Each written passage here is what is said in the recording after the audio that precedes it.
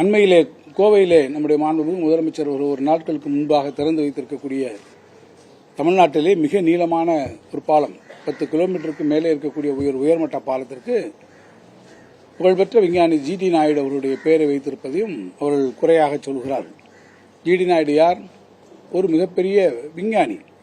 அந்த பகுதியிலேயே அவர் குடியிருந்தவர். எனவே அந்த சாலைக்கு அவருடைய பெயரை கோவை மாவட்ட மக்கள் மாத்திரமல்ல, ஒட்டுமொத்த தமிழ்நாட்டு மக்களுக்கும் ஒரு மாபெரும் அடையாளமாக, ஒரு விஞ்ஞானியாக விளங்கிய அவருடைய பெயரை சூட்டுவது என்பது சால பொருத்தமாக இருக்கும் என்கின்ற வகையில்தான் அவருடைய பெயரை நம்முடைய மாண்புமிகு முதலமைச்சர் அவர்கள் சூட்டி அது பல தரப்பட்ட மக்களாலே அங்கே வரவேற்றிருக்கிறார்கள்.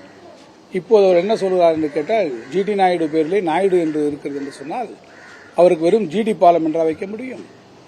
அந்த பாலத்திலே அவர் ஜிடி நாயுடு பாலம் என்று வைக்கிற போதுதான் அவர் இன்னார் என்று அறியப்படுகிறார். தமிழ்நாட்டிலே கூட பார்ப்பேன் என்று சொன்னால் பல்வேறு தெருக்களுக்கு அந்த காலத்திலே கூட திராவிட இயக்கத்தினுடைய தலைவர்களில் ஒருவராக இருந்த டி.எம். நாயர் அவர்கள், டி.எம். நாயருடைய பேரிலே நாயர் என்கின்ற சமுதாய முன்னட்டு பேர் இருக்கிறது, பின்னட்டு பேர் இருக்கிறது என்கின்ற காரணத்தால் நீங்கள் நாயர் என்பதை எடுத்துவிட்டால் வெறும் டி.எம். என்ற பெயர் இருந்தால் அது எவ்வாறு சரியாக இருக்கும்?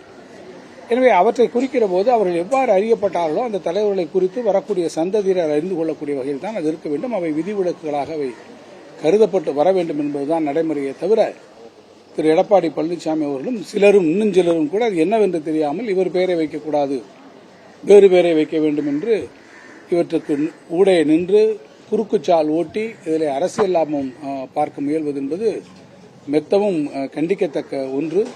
எனவே எத்தை தின்றால் பித்தம் தெளியும் என்கின்ற நிலையில் இருக்கக்கூடிய எதிர்க்கட்சித் தலைவரும் அந்த நிலையை பின்பற்றிருக்கக்கூடிய வேறு சில அரசியல் கட்சித் தலைவர்களும் இதனுடைய உண்மையை நிலையை உணர்ந்து தமிழ்நாடு அரசு எந்த நோக்கத்திற்காக இந்த அரசாணையை வெளியிட்டிருக்கிறது, அதேபோல ஜிடி நாயுடு அவருடைய பெயர் எந்த நோக்கத்திற்காக சூட்டப்பட்டிருக்கிறது, அது விதிவிலக்குகளாக அந்த பெயர் சூட்டப்பட்டால்தான் எந்த தலைவர் அதை குறிக்கும்.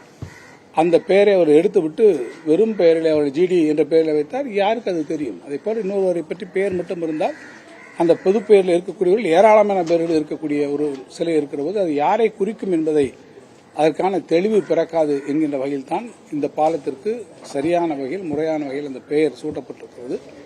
எனவே நான் இறுதியாக சொல்வது, இந்த ஒட்டுமொத்தமான சாதி பெயர்களை நீக்கக்கூடிய நம்முடைய மாண்புமிகு முதலமைச்சருடைய திட்டம் என்பது சமுதாயத்தினுடைய ஏற்றத்தாழ்வுகளை நான் தொடக்கத்திலே குறிப்பிட்டதைப் போல அதில் இருக்கக்கூடிய எத்தகைய விதமான மாறுபாடுகளாக இருந்தாலும், அது செல்வம் குறித்த மாறுபாடுகளாக இருந்தாலும், சமுதாயத்தினுடைய படிநிலைகளில் அடுக்களில் இருக்கக்கூடிய இத்தகைய சாதி நிலைகள் காரணமாக அவர்கள் இழித்துரைக்கப்பட்டு அதனுடைய படிநிலைகளை அவர்களுக்கு கிடைக்கக்கூடிய அநீதிகளாக இருந்தாலும் அவற்றையெல்லாம் முற்றிலுமாக நீக்கக்கூடிய ஒரு சமத்துவ சமதர்ம சமுதாயத்தை நோக்கிய ஒரு சமூக நீதியினுடைய அடிப்படை பயணமாக இது அமைந்திருக்கிறது என்பதை அனைவரும் புரிந்து கொள்ள வேண்டும் என்று நான் கேட்டுக்கொள்கிறேன்.